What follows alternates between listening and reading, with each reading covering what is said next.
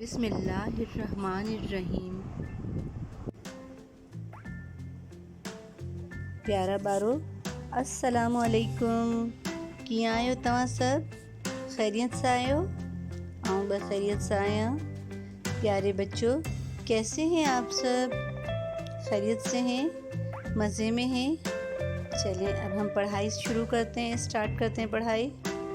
ये हमारी आसान सिंधी किताब का टाइटल पेज है। चौथीन क्लास लाए यानी क्लास चहारुन के लिए।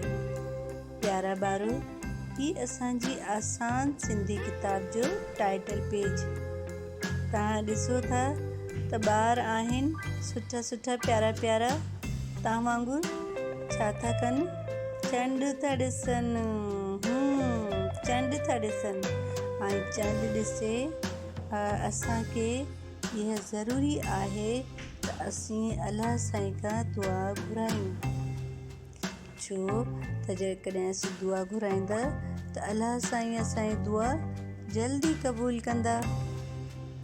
प्यारे बच्चों, आपको पता है जब हम चांद देखते हैं किसी भी महीने का, मुबारक महीने का, जैसे रमज़ान का या ईद का या बकरा ईद का, तो जब भी हम चांद देखते हैं तो हमें अल्लाह पाक से दुआ करनी चाहिए। क्योंकि जब चांद देखकर दुआ मांगी जाए, दुआएं पढ़ी जाएं, कुरान पाक की सूरतें पढ़ी जाएं तो अल्लाह ताला हमारी दुआएं जल्दी कबूल करते हैं। पता है ना आपको? तो जब भी कोई चांद देखें तो अल्लाह पाक से दुआ मांगिएगा।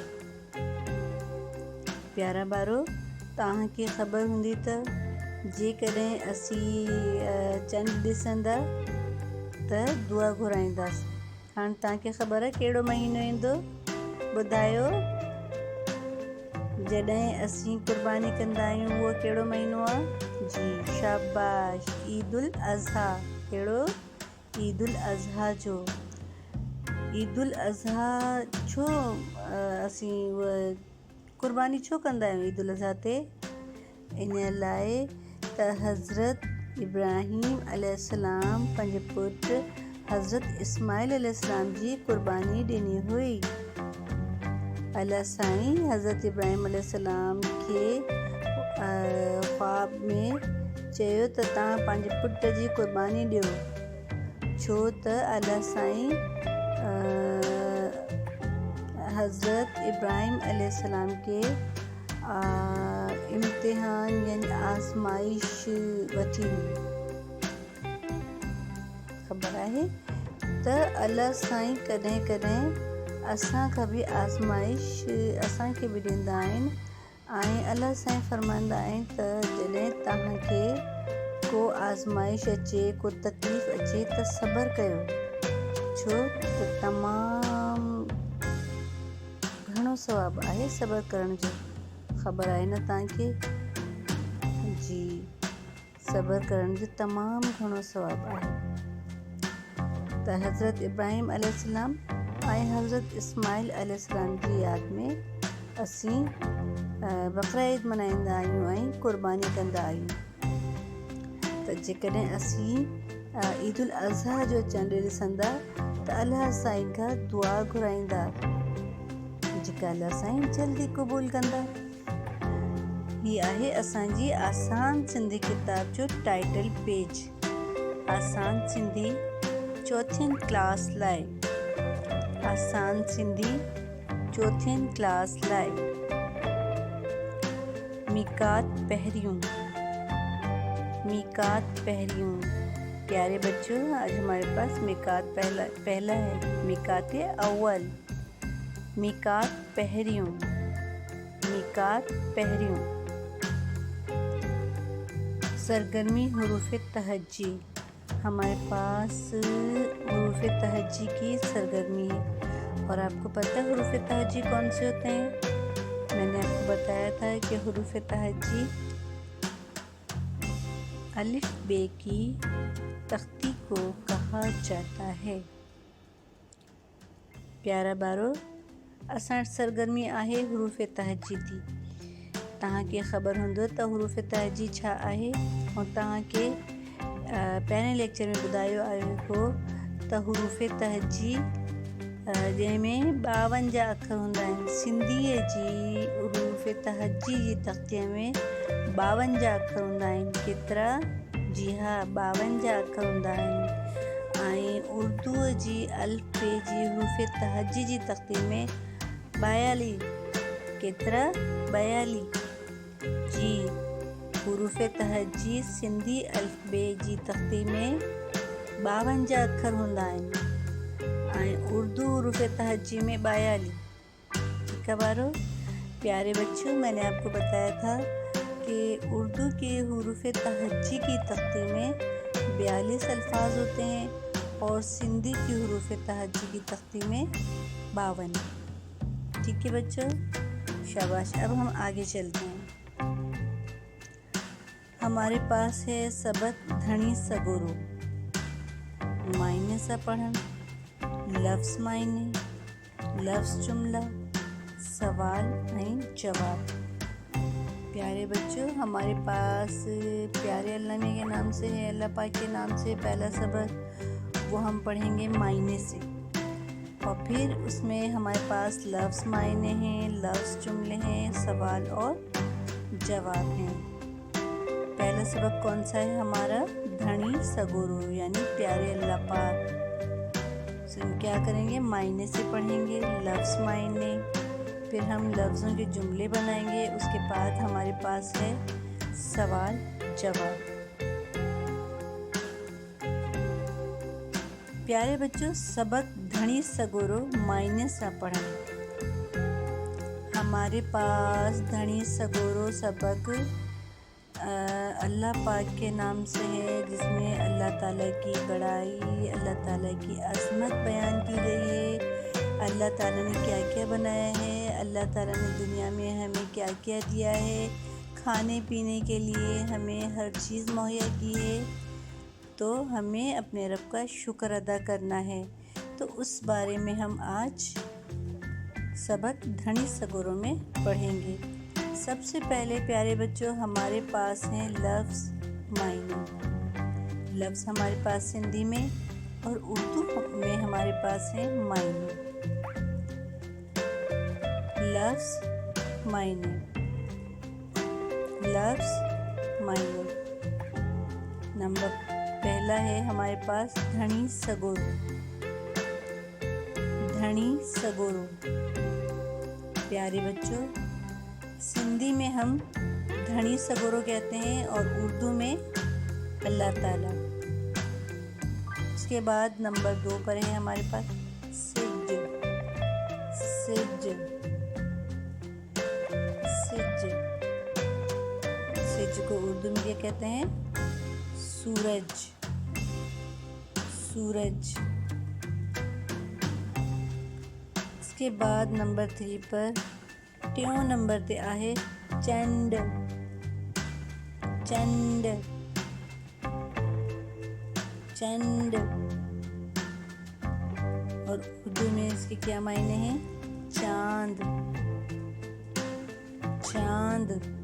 सिंधी में हम कहते हैं चंड और उर्दू में हम कहते हैं चांद।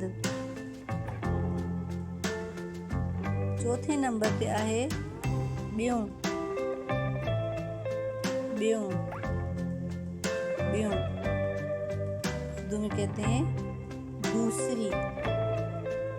प्यारे बच्चों, ॿियों को हम उर्दू में कहते हैं दूसरी।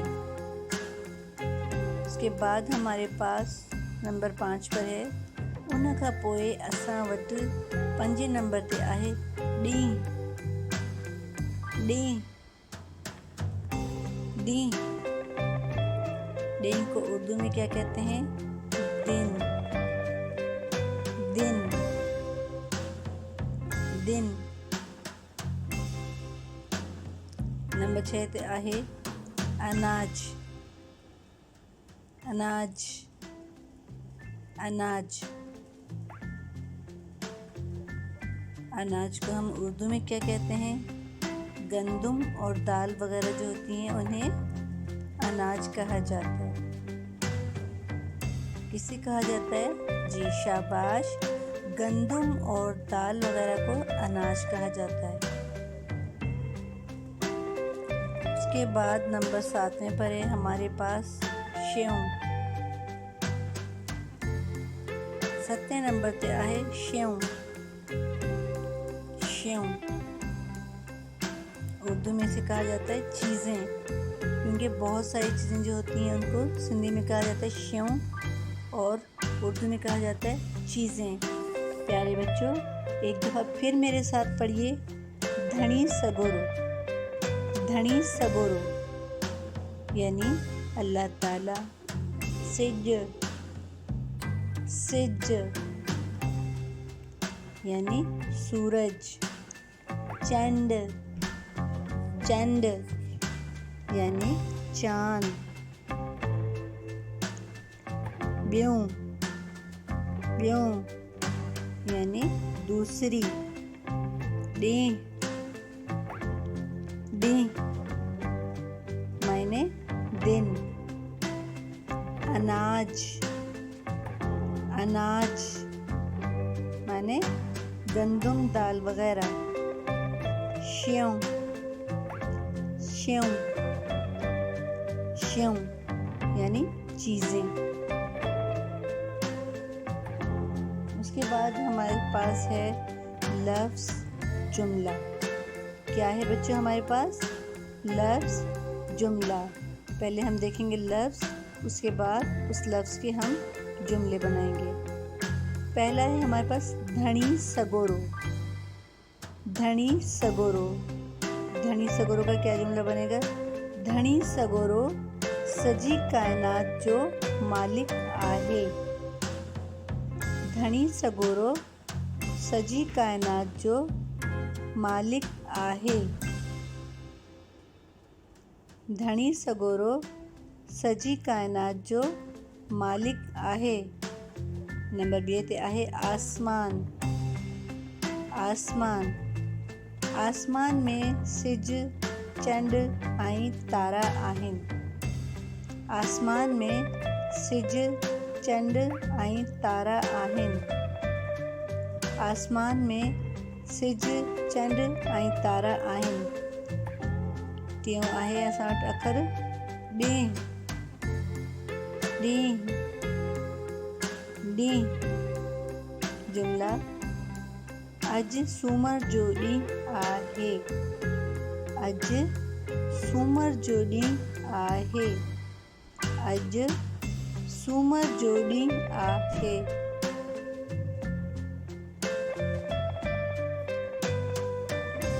प्यारे बच्चों, अब हमारे पास है सवाल ऐं जवाब। सवाल और जवाब में हम देखते हैं कि हमारे पास क्या क्या है। सवाल नंबर पहिरियों आहे हिन सारे जहान के कंहिं पैदा कयो आहे। हिन सारे जहान के कंहिं पैदा कयो आहे। हिन सारे जहान के कंहिं पैदा कयो आहे यानी इस पूरी कायनात को बनाने वाला कौन है, किसने बनाई है इस पूरी दुनिया को, पूरी कायनात को। जवाब है हमारे पास, जवाब हिन सारे जहान के धनी सगोरो पैदा कयो आहे। हिन सारे जहान के धनी सगोरो पैदा कयो आहे। हिन सारे जहान के धनी सगोरो पैदा कयो आहे यानी इस पूरी कायनात को, इस पूरे जहान को बनाने वाला हमारा रब है, अल्लाह ताला है जिसने इस पूरे जहान को बनाया। इन खां पोइ ॿियो आहे सवाल धनी सगोरो पंहिंजी कुदरत सां छा बणायो आहे। धनी सगोरो पंहिंजी कुदरत सां छा बणायो आहे। धनी सगोरो पंहिंजी कुदरत सां छा बणायो आहे। जवाब है सवाल है अल्लाह ताला ने अपनी कुदरत से क्या बनाया है। अल्लाह ताला ने अपनी कुदरत से क्या बनाया है? जवाब है, धणी सगोरो पंहिंजी कुदरत सां ज़मीन आसमान सिज चंड ऐं तारा बणाया आहिनि। जवाब, धणी सगोरे पंहिंजी कुदरत सां ज़मीन आसमान सिज चंड ऐं तारा बणाया आहिनि। धणी सगोरे पंहिंजी कुदरत सां ज़मीन आसमान सिज चंड ऐं तारा बणाया आहिनि। यानी जवाब ये है कि अल्लाह ताला ने अपनी कुदरत से ज़मीन, आसमान, सूरज, चाँद और सितारे बनाए हैं। अल्लाह ताला ने अपनी कुदरत से ज़मीन, आसमान, सूरज, चाँद और सितारे बनाए हैं। जवाब है, धणी सगोरे पंहिंजी कुदरत सां ज़मीन, आसमान, चंड ऐं तारा बणाया आहिनि। अभी हमने ये सवाल देखे, सुने और समझे कि इस पूरी दुनिया को बनाने वाला कौन है, इस पूरी दुनिया का मालिक कौन है और अल्लाह ताला ने अपनी कुदरत से क्या क्या बनाया है। प्यारा बारो, असीं हिन सबक में ॾिठो, ॿुधो ऐं सम्झो त धणी सगोरो असां लाइ छा छा कयो आहे, छा छा पंहिंजी कुदरत सां ठाहियो आहे। हिन सॼे जहान जो मालिक केरु आहे, हिन सॼे जहान खे केरु ठाहियो अथसि, अॼु इहे असीं पढ़ियो ऐं असीं यादि बि कयो। छो त असीं पढ़ियो त असांखे यादि थी वियो। ठीकु आहे न? शाबाश।